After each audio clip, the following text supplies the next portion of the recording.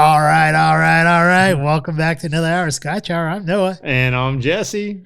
All right, Jesse. So tonight, I think we have an interesting show here tonight. We're going to talk about taxes.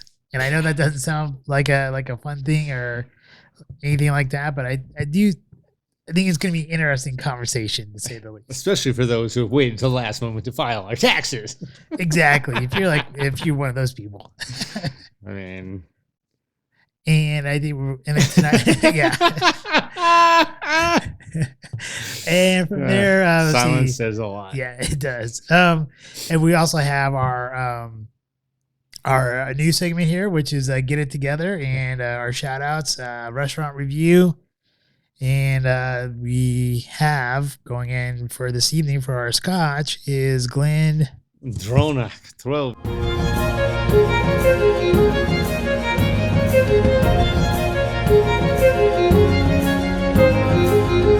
Scotch Reviewed.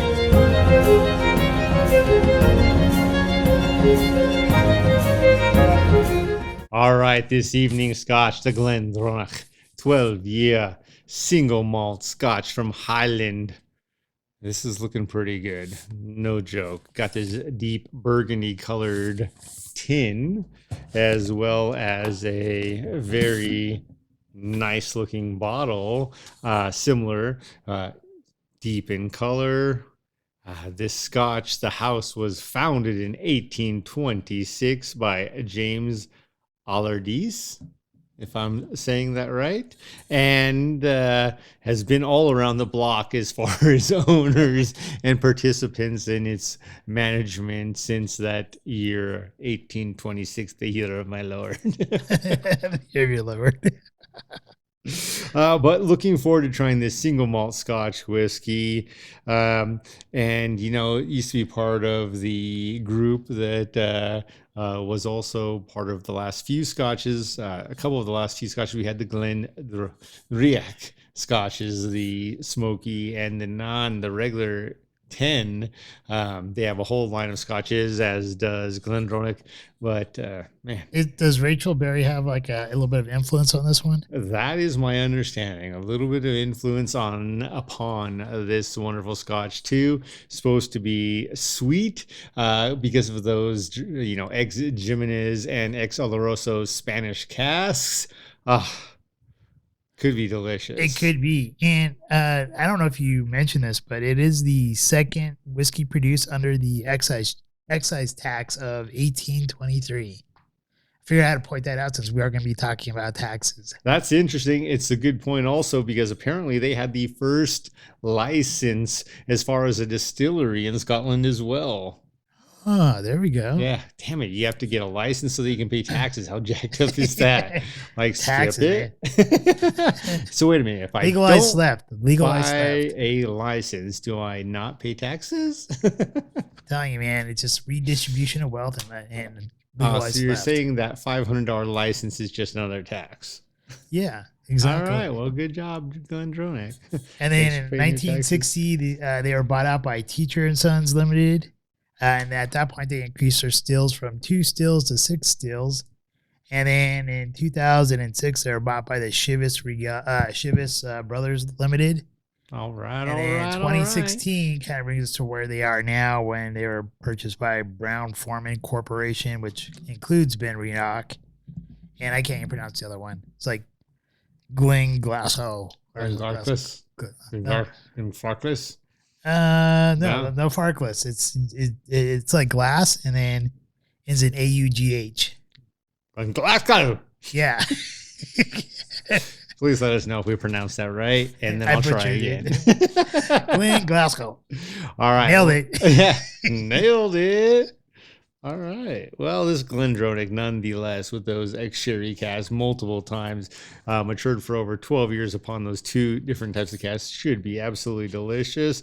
Hopefully, you guys all had a safe and sound and responsible, remember, drink responsibly, St. Patrick's Day this past week.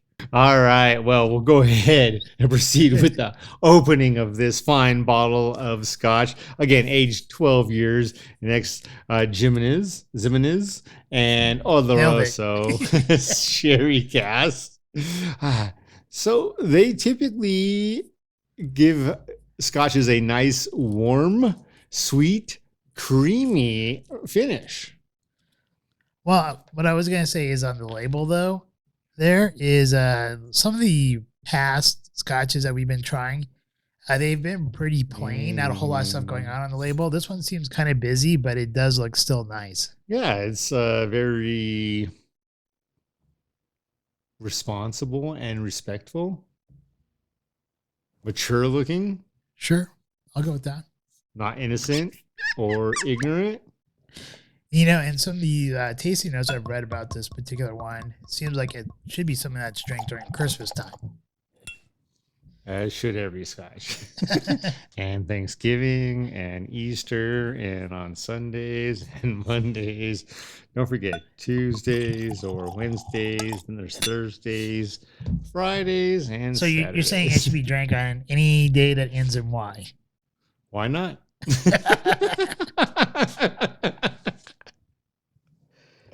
All right. All right. Well, let's Cheers, drink responsibly, and Yes. here we go for our warp speed. warp speed. Oops. Cheers. Scotch Scotchman. man. All right, here we go.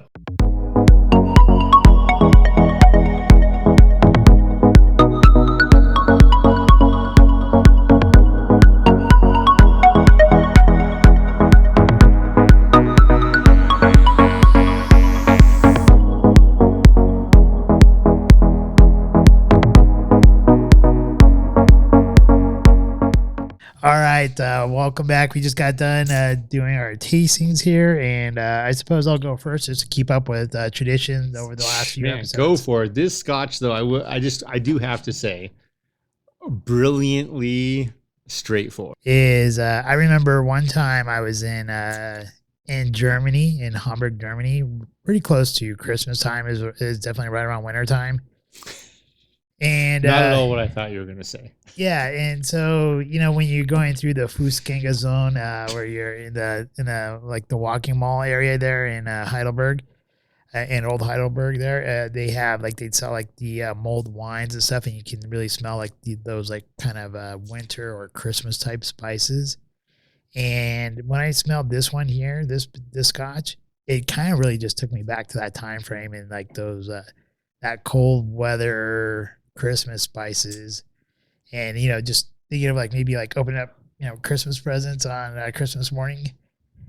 So, any case, this particular one here, I do like the color. It has a nice dark amber gold to it, almost a brassy color, which I enjoy. I like having like the darker color. As far as the nose goes, I was kind of mentioning this, Nose goes. or bouquet, however you want to call it. I do get some dried fruit with some Christmas spice, caramelized sugar, and burnt match. So like right after your first light of match, there's like that kind of slight hint there, which I think is it kind of gives a nice complexity to it as far as the bouquet goes, and it makes it very interesting and as far or very welcoming to try it out. You know, I think it kind of gives you that hook there. As far as the palate goes, when I taste it here, in the front part of my palate, I'm getting like hints of fruit because I do get the immediate sweetness that you're probably gonna get from those casks. Also, I get some butter, chocolate. Once again, I get a little bit of that Christmas spice with some nuttiness. And then with my finish, when it hits the back palate, which I That's really what do she like, said. when it hits the back end of my palate, I do get a nice lingering finish that has a smoky toffee and kind of sherry type finish to it. Overall, I think it's a very good scotch. I like the sweetness to it and the complexity of it. Yeah, man. The Glendronach 12. Quite a surprise. I didn't think it was going to be this good. I'm not surprised at all, especially after you brought it by, and one of the first things we found out is it was part of the whole Benriach group at one point, Rachel Berry's group. And for me, again, it goes back to this straightforward. You look at that color, it is a beautifully deep gold. And man, I'd say there's some red in there, but it's not quite as red, but definitely a beautifully deep gold. On the nose, I got nothing else or anything better to say than creamy vanilla, which is a delicious scent. It is wonderful. It's inviting. That's why they put it in so many damn candles, right? It is everywhere out there on the palette. And strippers. On the palette. That's what she said. Where's the glitter? I don't know. You're talking about vanilla. Like you go to a strip club, they all smell like vanilla. I wouldn't know, man. It's been like, yeah, man. Where's the glitter? Where's the glitter?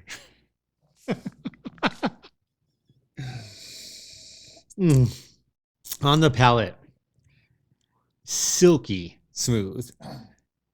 We've had some Benriachs where, the Benriach 10, I called it the Honey Rider, and the Benriach 10 smoked edition, basically. It was just that, but smoke. Man, this is smoother than either of them. It is absolutely silky smooth. You mentioned butter, fully agree. Vanilla. And the last thing I get is this raisin. Oh, yeah. You do get raisin. I probably didn't mention raisin, but yeah, you do get raisin in it. Raisin is, and I like raisins. Not so much as, well, actually, I don't mind a prune. But I like a raisin. And, dude, that palate finishes beautifully with the raisin. The finish is long, smooth, and nutty. So you go with this, like, raisin. Think about this. Sorry, I don't mean to interrupt you, but when you were talking about raisin there and nutty, right? It almost made me think of like those cinnamon raisin breads or something like that. Yeah, man, I'm talking Superman nuts, not like the Hulks. These are delicious. They're out of this world. Yeah. Not from America, not from Earth. you need kryptonite to eat those nuts. Yeah. I got to figure out how to get over this. Kryptonite. Only Batman. But to me, man, this is another 10. It's a great, wonderful Highland single malt Scotch whiskey from Glendronach. This is the one 12 years old. Examinis ex Oloroso sherry cask from Spain, of course. And yeah, it's a win. What's the ABV? Oh, ABV right in line with what we would normally fall. 43? 43. I didn't even have to say it. You knew it. You can taste it. You do not get scotches this smooth that fall out of a certain range, and typically 43. And I forget what the price range was when I picked it up. I think it was like right around 70, but I could be wrong. I think you're right, because when I've seen it on shelves, it was anywhere from 69 to 79.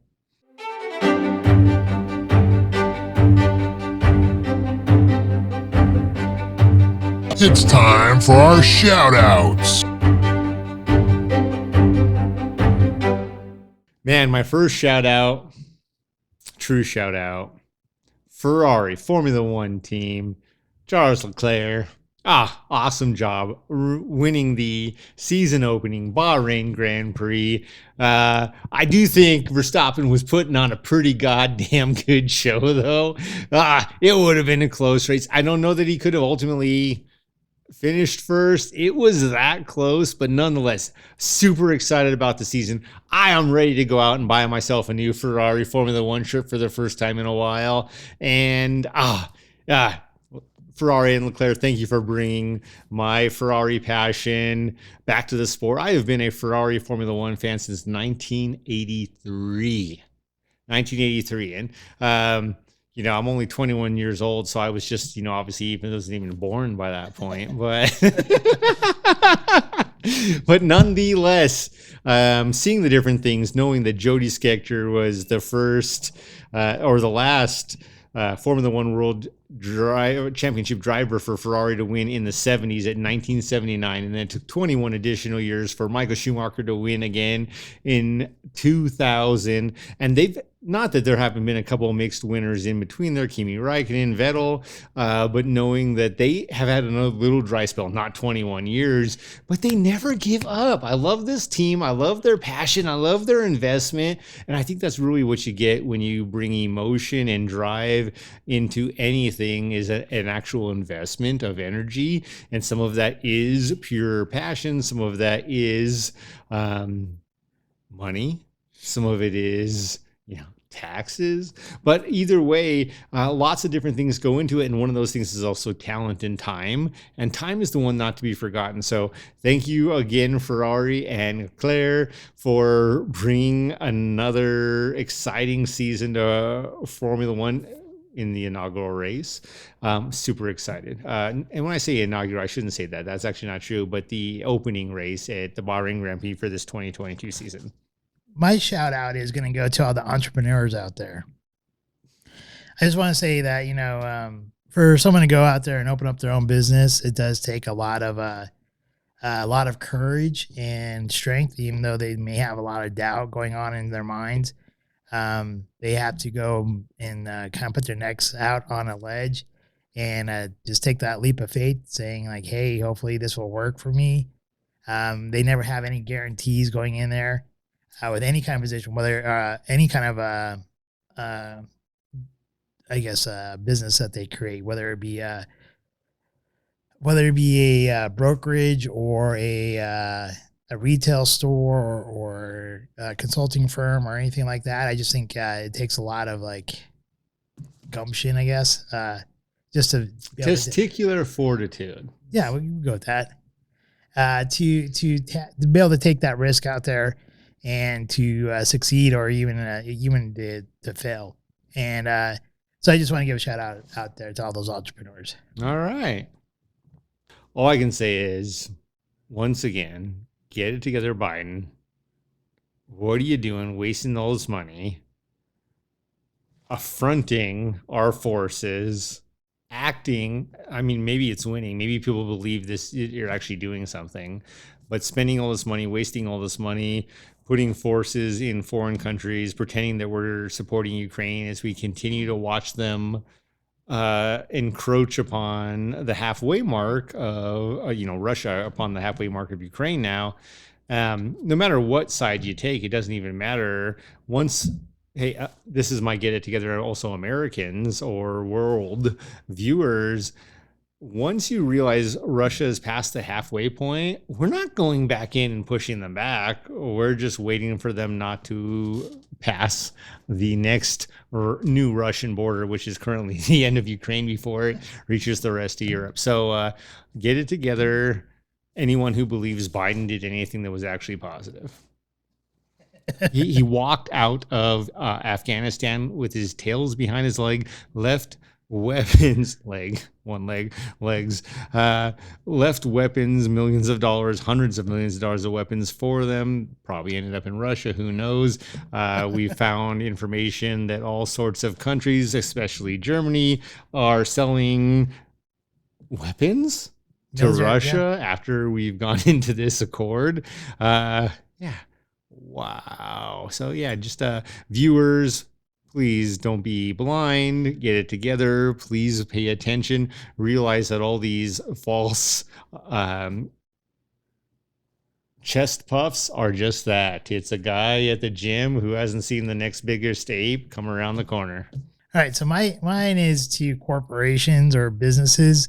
Oh, I can't wait. Please tell me this is about bonuses and raises. How'd you know what I was going to talk about? Are you serious? Yeah, I didn't know, dude. We don't actually talk before the show, so this is awesome. Had a rough week, just saying. So my get it together is going to be here for all those companies and businesses who do give out bonuses or raises, either on a monthly or even on an annual basis. If you have an employee who's working hard or doing a good job throughout the whole year, and even if they transferred from one place to another place in the company, you should actually make sure you show how much you care about your employees, because right now we're in an employee market, and there's been people, and I'm sure you've seen this too, but I've already had multiple friends who've left a business to go to a new business where they've earned like another $20,000 to $40,000 raise.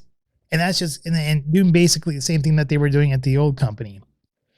So if you are going to give a pay raise or a bonus, I'm just going to say, make sure you show the people that work for you and showing you loyalty, that you do them right.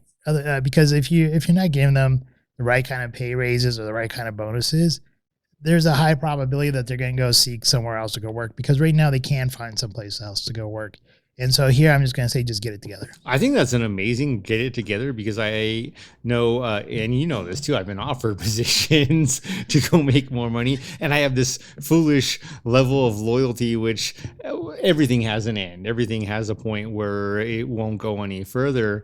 But they're not paying for loyalty right now. They're giving you sign-on bonuses. So they'll pay someone brand new to stick around for 3 or 6 months, sometimes a year, this $20,000 to $40,000 bonus, making them higher earners than someone that's been in position for 2, 10, 12 years, 30 years at some points. And it's interesting. The biggest thing that I would add to your get it together is, man, with these bonuses, with everything else, one of the things I've been taught and educated upon for as long as I've been a leader with the corporation I'm with, is that never have your employees be surprised by their review come review time. And that includes the raise or the bonus.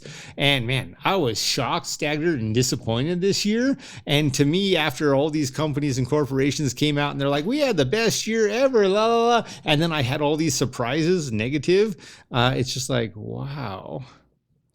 Everything I've been taught for 29 years by their hands, they are not living by. And that's a strike. So I agree with that piece. Like, kind of like get together people. If it's not the corporation that these leaders are speaking for, corporation, get together and take care of these people. All right, I have one other get it together. Oh, okay, let's hear it. To all those people who work in the restaurant industry, just because you're working there and it's after COVID, you should still learn how to give good customer service. Agreed. Just to be a waiter showing up and or be lackadaisical in the way you serve people when you're a waiter or working in a restaurant. That's not good. I mean, it wasn't acceptable before COVID, and it shouldn't be acceptable after COVID. And really, I just believe that if you want people to come and continue to visit your business, especially with inflation and the higher costs of food and all that, if you still want people to come there and spend money for you to have a job, then you should make sure you work on your customer service. So here I'm going to say, wait staff, those who work in any customer service section or sector, get it together. Agreed.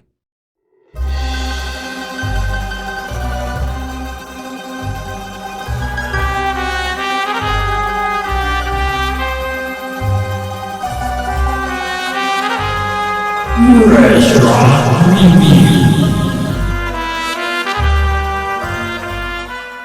Well, this week, after some deliberation, we ended up going to Café Rio. And honestly, Café Rio is not a bad place. It was actually pretty decent. The reason why we went there, though, is the fact that you're justifying it upon its introduction means there were some negatives. Just heads up.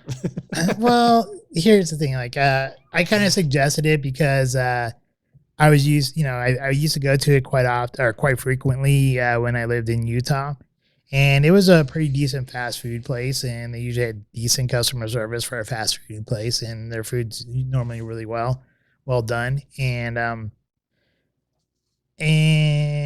here, I think this is part of the reason why I gave the Get It Together get it together segment there.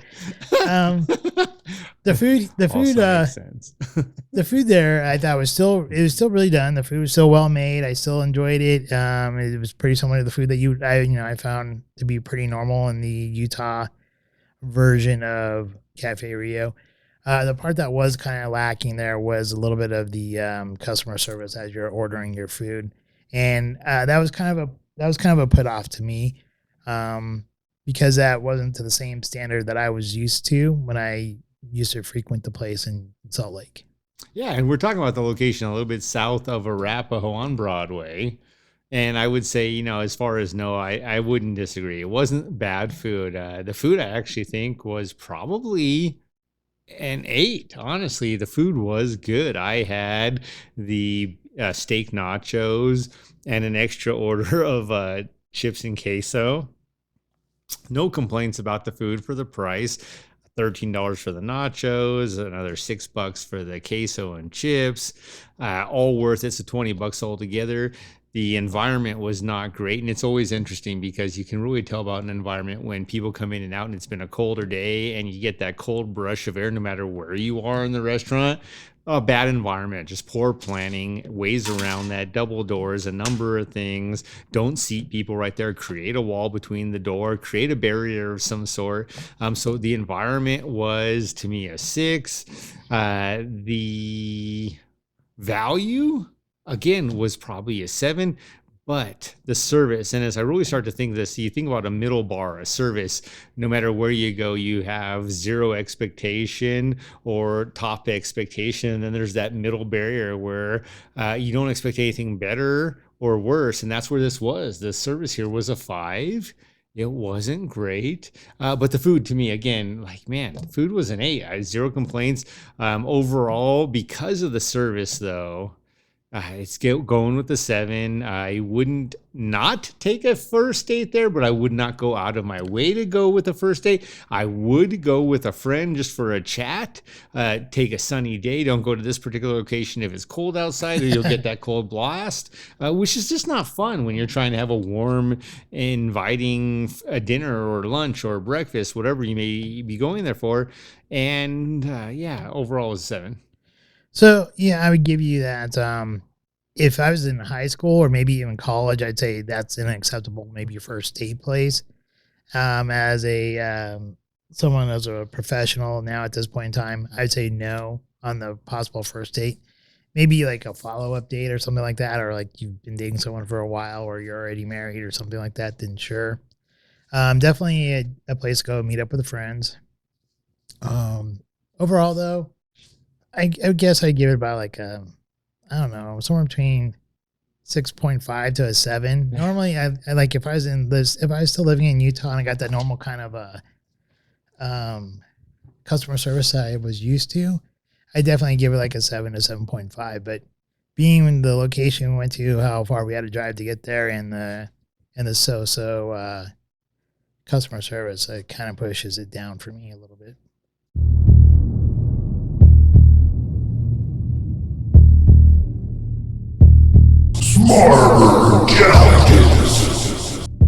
We'll start from, I guess, kind of a little bit of the back end here as far as Back it up. if there was no law saying that you had to pay taxes, would you pay taxes? And I think most people would probably say no. I would choose where my benefactory dollars could go. It'd be like when I donate money at Target, and I could choose where it went. And that's a great way to phrase it, because in the past, I didn't always get a choice. And then there were times where I'm like, yeah, I want them to go to children's homes. But if I was talking about my tax dollars, I could choose some of it to go to education. Yeah, absolutely. I've got 2 kids. I want them to have the best education. Do I want to go to roads? Yeah, I'm driving a Ferrari. Like, yeah, I don't want to jack up these 20-inch rims. I want good roads. I'm paying my taxes to the roads. And so I think that actually is brilliant and a smart way to do it, and possibly a way it could have been designed ultimately better. But otherwise, yeah, I'm just a selfish single prick with nothing, not a care in the world. No, I'm not paying taxes. Yeah, I think if it was ever revealed to anybody that there was actually no law put into place that they had to pay taxes, I don't think they would. Now, here's the struggle with that. Just real quick and real brief. Say I'm some internet entrepreneur and I'm not paying any taxes because there's no law for me to pay taxes. There's also no law to say how much you as my internet provider can charge me. And so at the end of the day, you just rifle up my internet fees and I'm paying it anyway because there aren't taxes protecting my rights as well as the rights of others. There could be that possibility. Yeah, man, I would like literally hope so because I would go out of my way to make it happen. Like you're not paying. But usually, like if you're talking about a business, I think they have to pay like capital gains. Right. So that's but if there's in the no Constitution. income or capital gains taxes and you're just really doing like what's best for community, I'm going to support anyone who's going after the guys who aren't supporting their community. So in this, the reason why I posed that question is because in this movie that Aaron Russo had done called America, Freedom to Fascism, he had heard through, I'm not sure exactly, and I don't remember if he says it in the documentary, but he found out or heard that there's actually no printed law anywhere that states that Americans have to pay taxes on their income through that's done through wages. And so he went through, and for those of you who don't know who Aaron Russo was, he was is a key term. Yeah, was the producer of Trading Places with Dan Aykroyd and Eddie Murphy. So he produced that movie, and he did a couple others, and I don't know the other movies all that well, but that's the one I do know. Trading Places was a good vacation. Yeah, that was a good. Was it? Dude, it's like Merry, 2 hours Merry away New from, Year. Dude, it's an amazing movie at the end of the day. Yeah, it's a great movie, and I think as he goes through, he finds a bunch of IRS people or former IRS workers who he went to go interview and stuff like that, Yeah. and he's like, can you guys show me, like, I was told this, I don't know anything about it, but can you show me where this law is? And a bunch of them couldn't find it. I mean, I don't know, like, what were you thinking when you saw this? Literally what I thought when I saw the movie and when I think about any of these aspects around Trading Places is that people of power who own that power literally have every ability to make decisions. You can include the presidents of the United States. And because of that, depending on the different levels of power, anytime there's a risk in medium management, so you got the impoverished poverty people, you have middle class and you have upper class, and the middle class is the threat. And ultimately, the upper class continues to try to get rid of the threat, the middle class. Yeah, they do. Which poverty cannot. And I thought this was kind of interesting. He was talking about, and I know I knew this quite a long time ago. I actually saw this documentary when it came out in 2006. But I was even kind of aware of some of the stuff even before that, probably like when we were in high school and stuff. So I'm sure you were kind of aware of it back then too.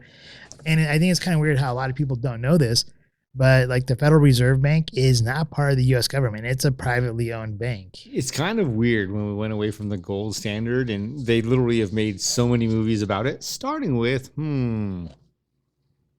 was it James Bond? The Man with the Golden Gun, or Goldfinger? It's Goldfinger, really going back to that exact point and the problems that are encumbered upon it. Yeah, it's something largely because of media I've learned for a long time. It's funny how media makes things so comfortable that they can be a slap in the face and you're just like, wow, that was a great movie. Right? It's so true.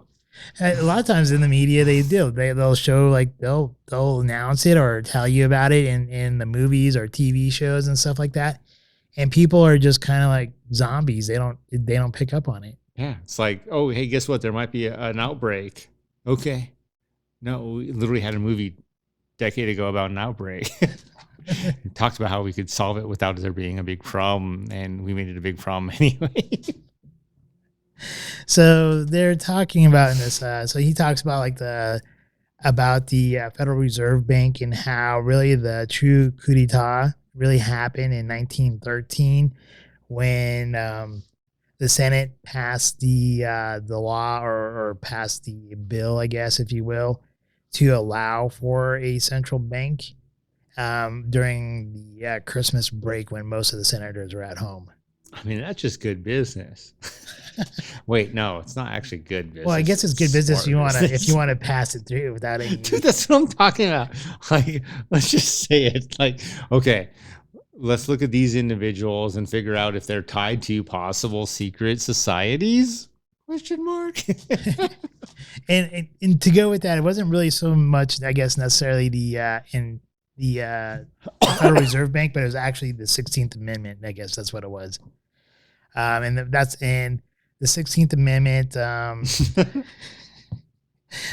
Well, what did you get from the No, I was just, you mentioned mentioned the 16th Amendment. I just thought about this guy I used to work with, Sean. He's like, always just like, please just tell me she's 18.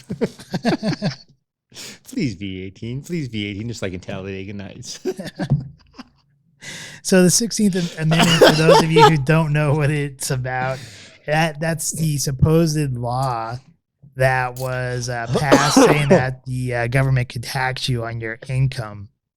However, U.S. I think there was the judges said that in 2003, U.S. District Court Judge James C. Fox said that if you examine the 16th Amendment, you'll find that a sufficient number of states never ratified that amendment, which means that that amendment is actually is void.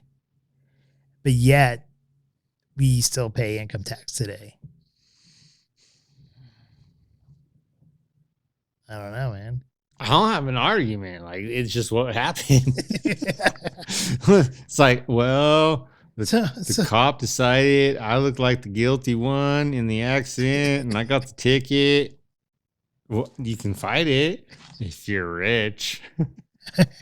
Otherwise, hey, no, where'd you say the scent of the bottle was? Which is funny that you said that because there was a quote here from an IRS lady. Which is why I mentioned it. Jennifer Long. Oh. The IRS How selectively audits taxpayers who are poor and vulnerable, and they routinely fabricated evidence against these taxpayers and were encouraged to stick it to them, as quoted in the documentary. I'm just going to say, if I get audited this year, this episode's the reason why, and I know it. And you know it. It's not that I've been audited before. I just know this is the reason this year. So leave that in, by the way. Do not edit that out. I'm not. I'm going to leave it in. I'm going to leave it all in. Because when I get audited, it will be in that episode too. I just think it's really odd how, like, you know, the Thomas Jefferson, he mentions about the central bank and the bankers, that if we had a central bank that basically the grandchildren, I have the quote here somewhere, but sorry, I didn't quite make the, where is it at? I thought I had it. That was like a big one. Any case. That's what she said. You'll feel me later. Really, I think the point he's going after is that there is this point where foolish laws can be enacted, but generations later actually feel the full impact. And it's interesting that society allows these things to happen. Yeah, sorry. It took me a little while to figure out where I put it. It wasn't actually. That's what she said. Damn, man. Thanks for filling in there. Thanks for tag teaming me. All right. It says here. Hey, what's your name? I'm Jesse. I'm filling in for Noah. You're going to love it. Bring in the cock double. Have you ever seen that movie Orgasmo? Dude, too soon. Too soon. Anyway, so Thomas Jefferson, he wrote here, if the American people ever allowed private banks to control the issue of their currency, first by inflation and then by deflation, the banks and corporations that will grow up around them will deprive the people of all property until their children wake up homeless on the continent their fathers conquered. I believe that banking institutions are more dangerous to our liberties than standing armies. The issuing power should be taken from the banks and restored to the people to whom it properly belongs to. Now, I only got two things to say after hearing that. One, after hearing your relationship similarities to that and Orgasmo, damn, son. And B, he literally is like, after we stole this property from the American Indians, of which I was.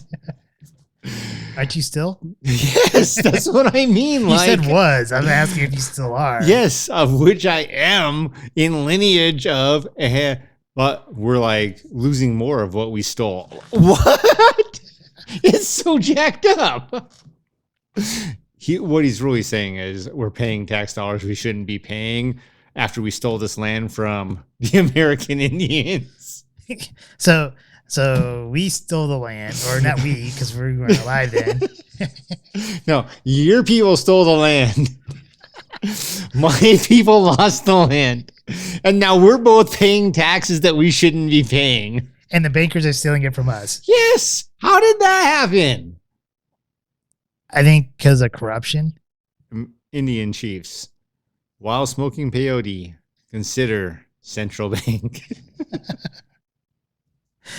So,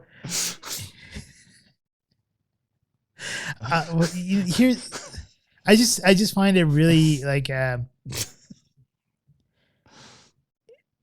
just like anything that when it comes to our law or our constitution, or if you don't know what your rights are, how can you ever stand up for them or defend against them? And the thing is like, I don't think, as it states, as like the U.S. District Court has judge said, it was never ratified by the state. So this amendment doesn't really exist, or it exists, but it was never ratified. And so therefore it's not really a lawful amendment. And if we as a people don't understand that, then that means that really technically the federal government should, or the Federal Reserve shouldn't be around, and neither should the IRS. It's a really good point. I'm going to correlate that strictly to an interesting paradigm, if you will, which is NATO hasn't gone in and physically helped battle with Ukraine against Russia because Russia did not do exactly that, set a boundary, a border, or a limit, which most states have not done as well. However, man, there's somebody making some money. And man, judges are paid by our tax dollars. So which way are they going to vote in most cases? Exactly. It's real, and it's a tough conundrum, but. Well, it's kind of like the mafia, if you will. Dude, I love that you brought this up. Okay. Why? Because the mafia and others found other ways to make income, not report it, and not pay their taxes. And the government literally went out of their way. Philly, in particular with Capone, went out of their way to find a way to charge these mob bosses with tax evasion, if nothing else. Yet literally at the end of the day, dun, dun, dun, they might have been wrongfully imprisoned. Now, if that's the case, and at some point we can bring this law in and you get any Capone stepchildren, grandchildren, great-great-great-grandchildren, half-children, brothers' children, whatever, are they do some wrong by all the rights that Capone did? You know, you bring up a good point here, right? Because like some of these people, they get them on tax evasion. But Wesley Snipes went to prison. Right. The Black Vampire. Daywalker. Which is funny because like here, right, we just had the Supreme Court rule that the 16th Amendment did not create any new powers for the government to tax the people, which means you can't tax them on their income.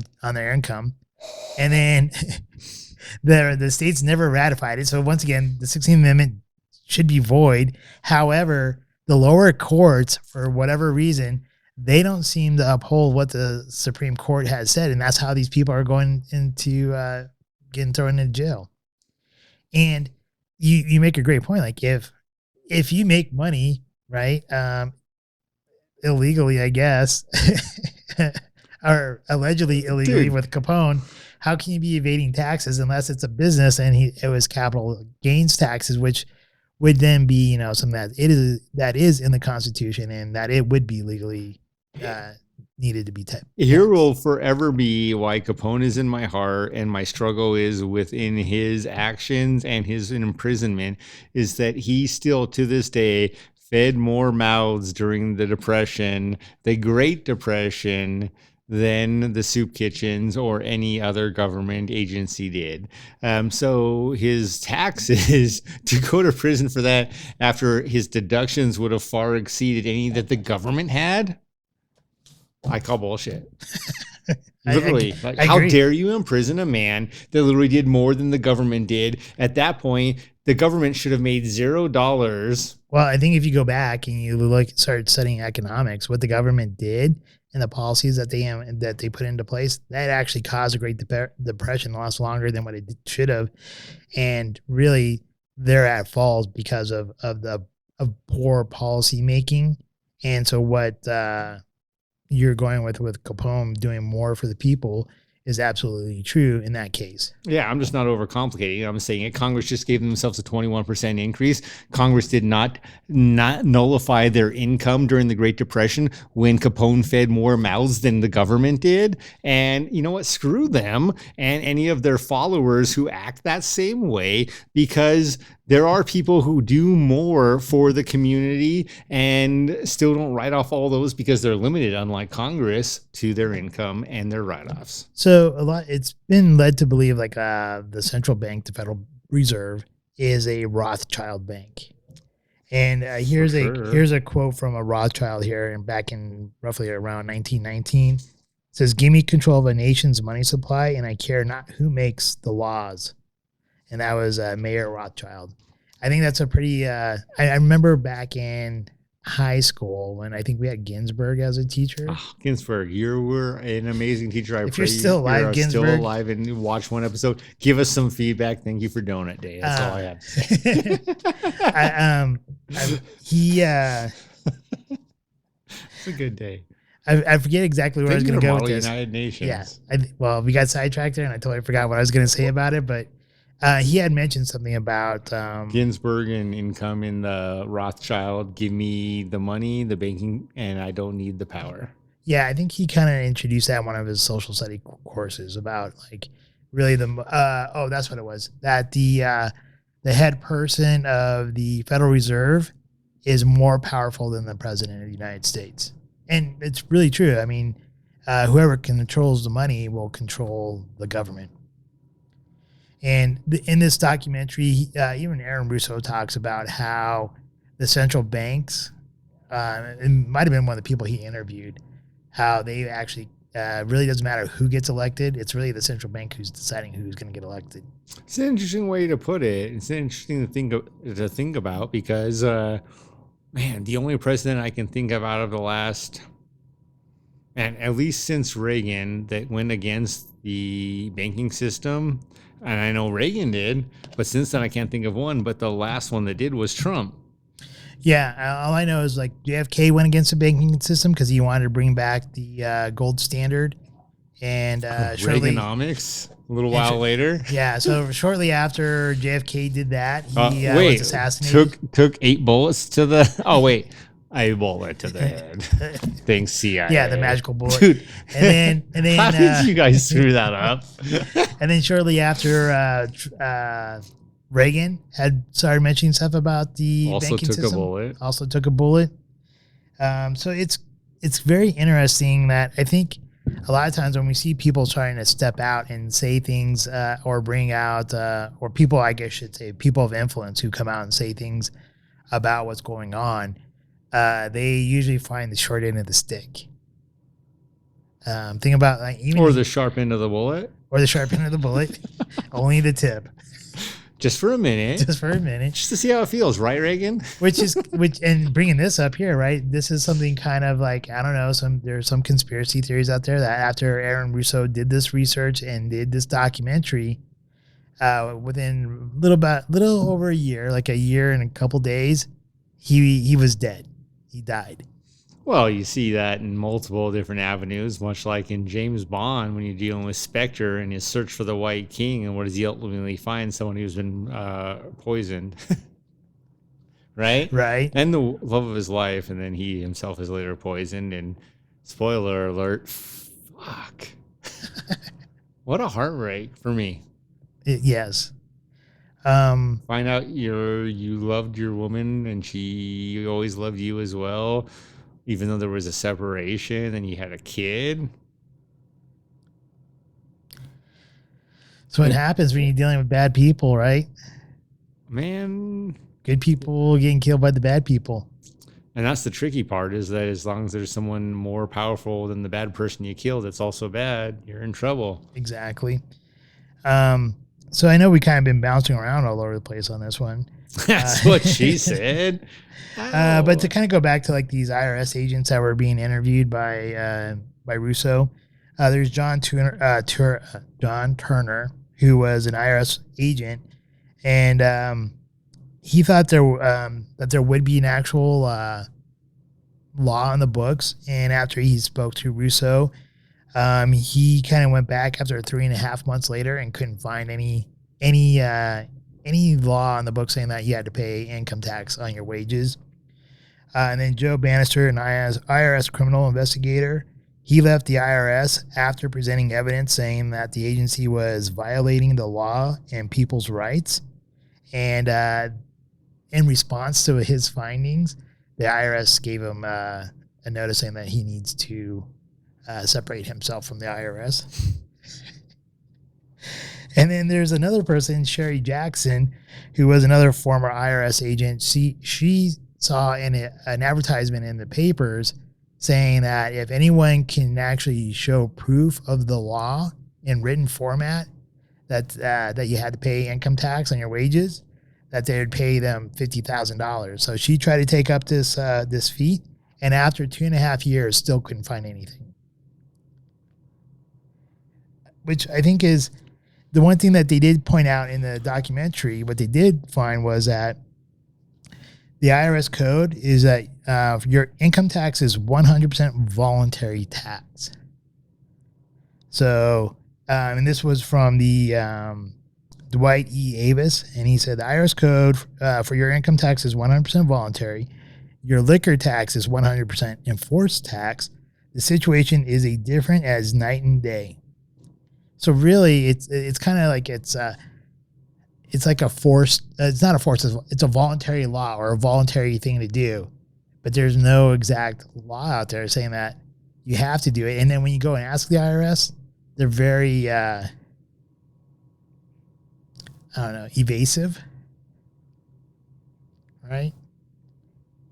And then as we start poking around these things, is that if they are being evasive, there is no law, but yet it continues to be enforced by force, right? They're enforcing this law, which is really not a law, by force. Then one has to start wondering, is the U.S. government complacent or part of basically this farce on the American people? All right, you asked the question. Now, what's your answer, man? You got to have an answer. You can't just always ask questions. Well, I'm asking questions that get you to... You can't ask questions, man. You got to have answers. What's your opinion? It's just like no different than 300. Here's where I stand. Where do you stand? Where do I stand? I think the government's corrupt. There you go. That's all you needed to say, man. The IRS shouldn't be around. The Federal Reserve is owned by private banks, and it's not. They shouldn't be issuing our currency. And I think the U.S. government sold us down the river. I don't think you're wrong. And I think the only problem within that is that by doing what they've done is that they have not created checks and balances that have made it legitimate. And I 100% agree. And with that, all too is like once you start looking at it, like how the U.S. government has been complacent in stealing money, it's really just redistribution of wealth. But not where do you think the mobs got it from? And it's not redistribution of wealth to the poor people. It's redistribution of wealth into the politicians' pocketbooks. Well, the Clintons proved that. Oh, yeah, the Clintons totally have. And a lot of times as you're doing research, especially nowadays, like how if you're looking into a lot of the so-called conspiracy theories, which are turning out to be pretty true nowadays, Yeah, can you What- show me some new conspiracy theories? Because all my old ones keep coming true. There, you do see a lot of times you see the Council of Foreign Relations being involved in this, and one of the big names that is attached with that is Henry Kissinger, and he said like, who controls the food supply controls the people, which is true. Who controls energy can control the whole continents. I And mean, who controls the money controls the world. And I know you heard an interesting quote from him. nah, I was just gonna say, man, like he gives a good reason to become cannibal. So I guess the last part here I'll just kind of bring up, unless you want to chime in on anything. I'm not sure. Roll with it. Is that when we in this documentary? This is like I said once again. This was brought out in 2006, so he was probably doing his research a little bit prior to 2006 when this came out. So we're probably talking about 2005 ish or so. But he put in the documentary some executive orders here, which is that under CAFCA, the treaty there, the sale of vitamins and supplements will be illegal. And you kind of tie that in with Senate Bill 1873 allows government to vaccinate you with untested vaccines against your will. When I saw that, both of those things automatically rang out to me as COVID. What happened here? Like, we have untested vaccines that are being administered to people, mandated. And then you had not necessarily a supplement or a vitamin, but you have something like hydrochloroquine as being demonized as not working. But after Trump left office and Biden came in office, then it's all of a sudden like, oh, HCQ does work. So a lot of this stuff here that he does mention, we've known about this since 2006, or it's been out there, but whether or not people have been awake to it is a different thing. And as this whole Russia event is going on, the WHO, the World Health Organization, has been doing treaties with governments that would supersede constitutions. So I think it's something that we all need to kind of be aware about, how who basically is in control of our taxes, whether or not it is. And I forgot to mention this. We are not advocating you not to pay your taxes. Yeah, please do not fail to pay your taxes because of us. We are already planning on paying our taxes and also waiting to get audited. Mostly because of this episode. This is just merely just to present some information to you guys. It may not have been in the most succinct way of presenting it to you, but we're just presenting it so that way you can go out and do your own research and discover whether or not it is true about, are we supposed to, is there an actual really true law that says that we are supposed to pay our taxes? Or is it true that the 16th Amendment was never ratified by the states and that the Supreme Court never ruled that it created a new tax? And I'll just leave it at there as my sum up. Please do, because auditing and being audited is enough. I don't want to be accosted by the IRS because of my taxes as well. So please stop. Guess what's going to happen? Yeah, I'm just expecting it now. Please be Did gentle. I go too far? I don't think I went that far. They will. Well, they might go that far, but I don't think I went that far. This town didn't need that enema. All right. So I guess we'll leave it there. Just for yourselves, everyone out there. I'll just say, just to wrap up this, is once again, discover for yourself whether or not it is an actual law, whether or not the Federal Reserve Bank, is it really a governmental agency or is it a private bank? If it is a private bank, is them issuing money for or against what the Constitution calls for? If it is against what the Constitution calls for, then maybe we need to start electing leaders to eliminate the Federal Reserve Bank. Checks and balances, just like, Congress giving themselves a 21% raise? Well, God damn. Beat me by tenfold. yeah.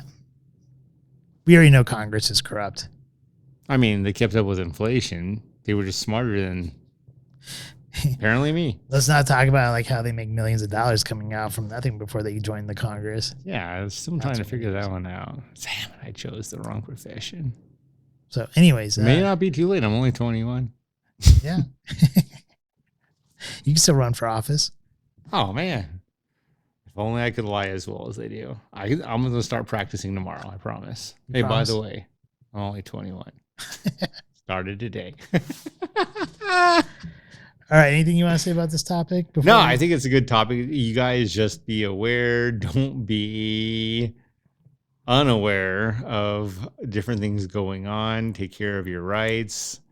Think about not only what's going on in Ukraine, which is tragic, but what's going on in America. And some of the greatest things I've ever read were people who came from foreign countries talking about all the aid we've given foreign countries, wondering why we're giving that aid to foreign countries as they drove through Brooklyn or through San Francisco and looked at all the homeless and the children and the starving and the hungry and the needing, and why we weren't just taking care of our own, because that is absolutely our biggest fail. And I can already tell you the answer is because it's easier not to take care of our own. Just like we didn't take care of our business in Afghanistan and resolve that conflict, we just hightailed it out and pretended we didn't see it. That's exactly what's going on here on our own soil. Is we're like, okay, let's misdirect the intention over to Ukraine and continue to fail to solve our own problems, with poverty increasing, with the number of homeless about to increase as evictions continue to increase, as foreclosures continue to increase, as all these other things continue to increase, and people can't afford to eat, pay for their rent. Let's not worry about what's going on in America. Let's worry about what's going on in Ukraine, because, hey, guess what? This is a big deal. And it's not that it isn't, but the $2 an hour of gas isn't the equivalent of 10 more people being homeless on your street corner in another 2 years. That's what the bankers want. I'm not going to exactly say that. I'm also not going to say you're wrong. What I am going to say is stop throwing money to Ukraine when you've got homeless in your own city. Yeah. Don't be a fool. Please don't be a fool. Take care of your own city. Redress of grievances. I believe that's part of the First Amendment. It's redirecting intentions to make an impact because of fear of failure. And if we were, as Congress, as the Senate, as a president of the United States, we were to say, hey, you know what? We backed out of Afghanistan like chickens, and now we're going to just take care of America, which was pretty much what he was inclined to address. And then he realized there's no way I can fix America. Ultimate fail. And then there's a conflict in Ukraine. Hey, we're going to send some B-2 bombers over to, you know what? We can't actually go into Ukraine. So England, nowhere close. And we are supporting this effort. We're spending hundreds of millions of dollars doing nothing. And also this documentary, I didn't mention this. They also talk about RFID chips, putting chips inside of people to track them and monitor them and watch what they buy, which we are starting to see now with the vaccine passports, as well as the everything going license. on in Ukraine. Interestingly enough, yes. Yes, interesting enough with that. Makes me feel like Ukraine is the guinea pig of the world. Could be. Yeah, you have to have a pass or a passport to go from a train station to a street, from a street to a restaurant, out of a restaurant back to a street. Every step is known. I had a question here. Historically, what other country or government kind of made sure you had papers before you could go anywhere? I don't know. I'm thinking about the Grand Budapest Hotel, one of the movies I'm super fond of. And I'm just thinking maybe it was Germany and the Nazis during World War II, but I'm not positive. Yeah, I think you might be right. Oh, okay. So, yeah, that wasn't a big deal. Yeah, this all makes sense. Let's continue to follow that. All right. So what's Go get your next vaccine and then get your chip. what is your smart challenge for next week? All right. So my smarter challenge for next week. Man. I got to sneeze. Go big or go home. I've never actually seen the movie. Many people have told me I might like it. We're going to go see or watch The Wolf on Wall Street. And with that, we're going to enjoy the Dalmore cigar malt scotch. Now, this is a reserve, not cheap, not for the faint, but it's going to be delicious. So, Wolf on Wall Street. How does that apply to laws to today? Why was this man the one man who fell? And then, what does it really mean to Yeah, the IRS went after him too. yeah, what does it mean to own your piece of the world and enjoy a little bit of life? All right, good. All right, anything you want to say to the people? Thank you for watching. Please like, subscribe, Oh, yeah. share, do all of it. Let us know. Most importantly, give us some feedback. What did you enjoy? What did you not enjoy? And yeah, the restaurant again, man, as I'm reviewing, the restaurant was just, service was turd. You can say turd, right? Yeah. Yeah. Service was turd. I don't know. You Food said was, fuck before, so I don't see why you can't say turd this time. I don't think you can describe what restaurant is that. Unless it's like the Barolo Grill or something. You're like 10 out of 10. But the restaurant was ultimately a 7 for me, a 6.5 for you. Great topic.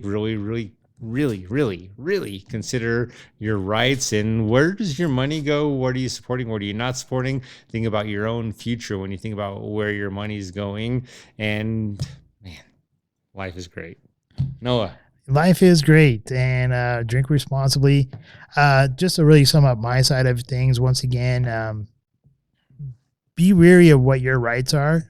If someone is breaking the law, it's not like they're going to tell you that they're breaking the law. So if they are taking away your rights, they're not going to tell you that they're taking away your rights. So you have to do your own due diligence and figure out whether or not your rights are being taken away from you. As you learn that, just make sure you restudy the Constitution, the Bill of Rights, and find out what is considered to be taxable and not taxable. And then from there, you can make your own decisions. And then prepare to get audited. And once again, I'm not saying I'm not advocating pay your goddamn taxes. And Jesse's not advocating that you withhold your taxes. But I will go out on a limb here saying that there is something in the First Amendment that is called the redress of grievances, which if you believe that the government is doing something that they're not supposed to be doing, you can withhold supposedly your taxes until they answer that redress of grievance. But do that at your own peril. I'm not saying to do that. I'm just letting you know that is it. That is in the First Amendment. Yeah, whatever Wesley Snipes did didn't work. Also be aware, though, if you do look into this and you do decide that what the IRS and the central banks are doing illegally, then you're probably going to want to do some research on how to try to win this. Yeah, because the lower courts are not paying attention to what the higher courts were saying. Nobody's winning. In any case, let us know what you think about our show. Please leave some comments. Let us know what you think about taxation. If you've seen this documentary, let us know what you think about the documentary. I'll put the link into in our comments down below. Please like, share, and subscribe. And if you do want to become a patron, if you look in the description down below, it's the very first link there that says Podbean Patron. You click on that link and you can become a member for $1 a month. And we just take that and we just add it back into our podcast here to buy scotches, update our equipment, and the such. And with that, I'll say thank you, everyone. Hopefully you have a great night. And cheers. Cheers. Yeah, life is great. Life is great. We hope you enjoyed this evening's episode of Scotch Hour. If you did, please like, share, and subscribe. Also, if you have not done so already, please become a Patron member, with memberships starting as low as $1 a month. Thank you, and hopefully you have a wonderful evening.